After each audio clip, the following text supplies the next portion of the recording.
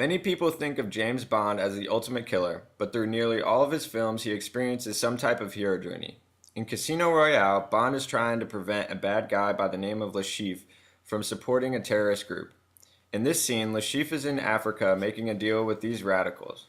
The leader decides to give him the money, and Lashif immediately calls and puts the large sum of money against a stock that is supposed to do really well.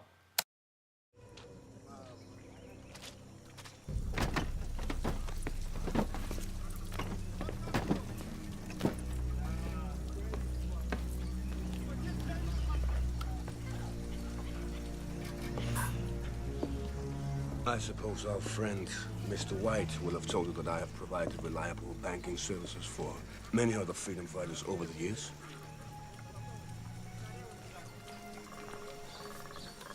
Do you believe in God, Mr. Lashif? No. I believe in a reasonable rate of return. I want no risk in the portfolio. Agreed. And I can access it anywhere in the world? Yes.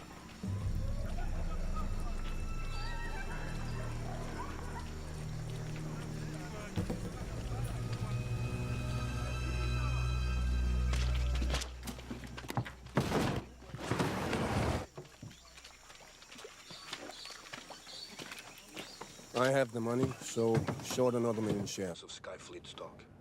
Sir, you must know you're betting against the market. No one expects this stock to go anywhere but up. Just do it. Casino Royale is not a continuation of any previous James Bond movie. It all started when Bond was called to act on a traitor MI6 agent who was selling British intelligence secrets to enemies to make some money on the side. Bond was waiting in his office one night to surprise the traitor. After Bond takes care of business, he is promoted to 00 status.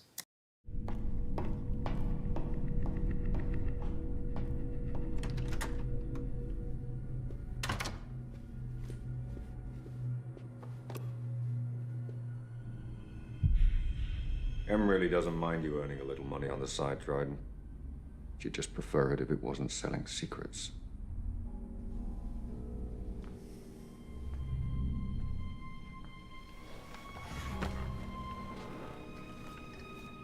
If the theatrics are supposed to scare me, you have the wrong man, Bond.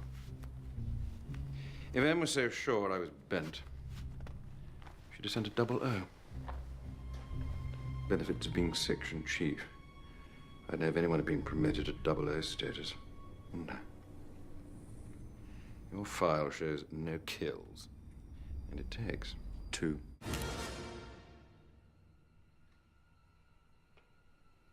Shame. We barely got to know each other.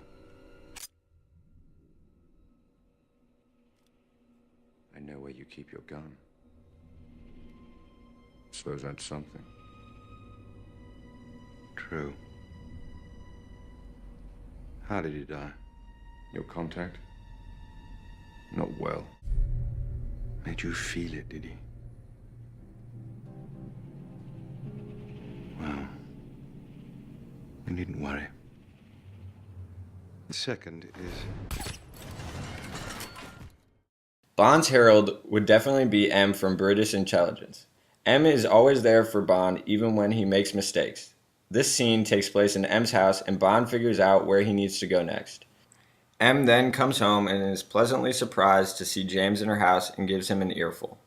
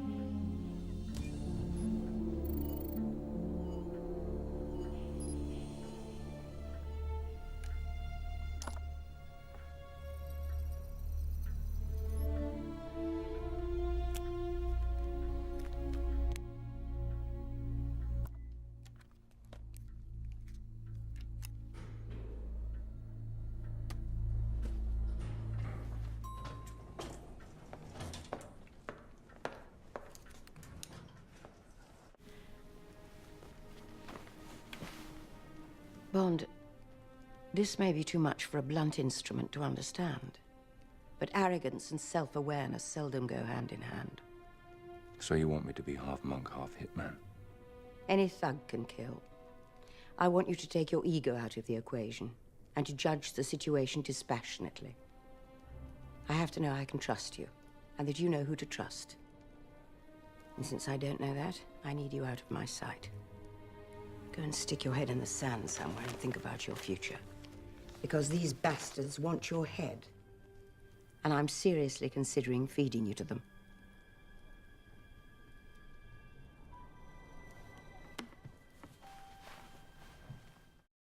Bond is often outnumbered against all the bad guys, but receives some sort of supernatural aid to help him overcome all the problems and end up on top.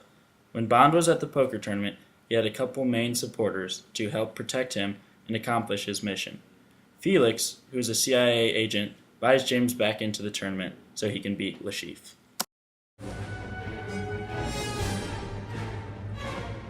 Funny game, right? Sorry, I should have introduced myself, seeing as we're related. Felix Leiter, a brother from Langley. You should have a little faith.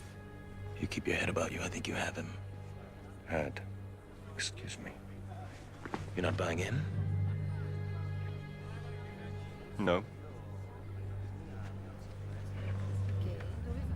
Listen, I'm bleeding chips. I'm not gonna last much longer. You have a better chance, I'll stake you. I'm saying I'll give you the money to keep going. Just one thing. If you pull it off, the CIA bring him in. Bond encounters a major obstacle during a break in the poker tournament. James and Vesper walked upstairs and they heard screaming from Lashif's room. Two of the guys from the terrorist group from Africa walked out and noticed Bond was watching, which led to a very intense fighting scene.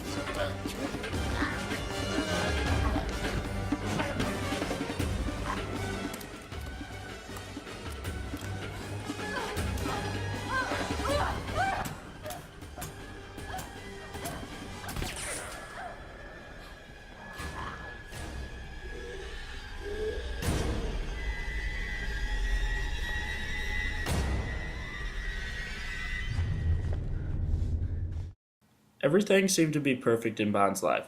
He believed to have accomplished the mission and was traveling around Europe with Vesper, whom he seemed to love.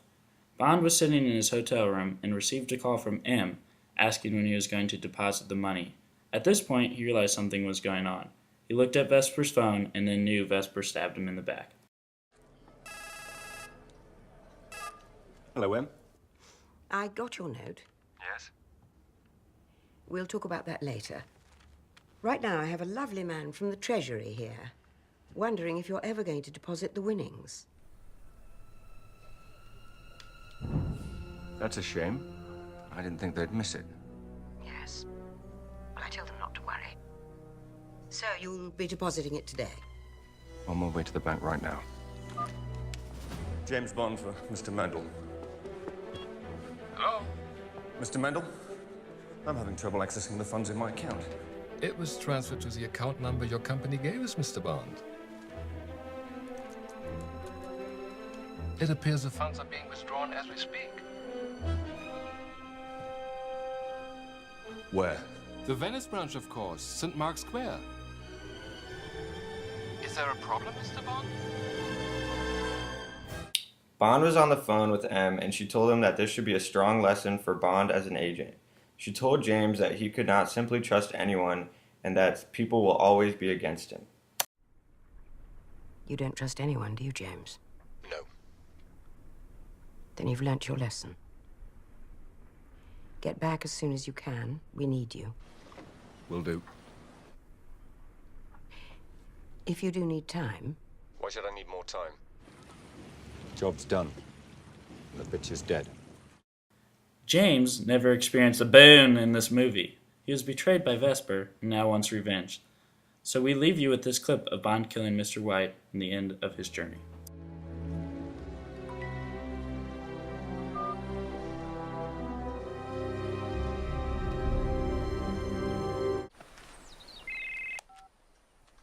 Hello? Mr. White, we need to talk. Who is this?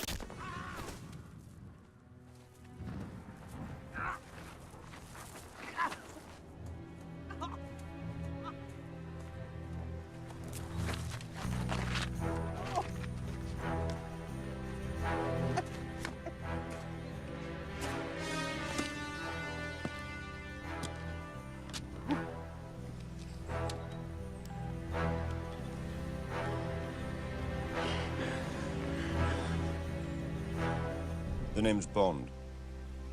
James Bond.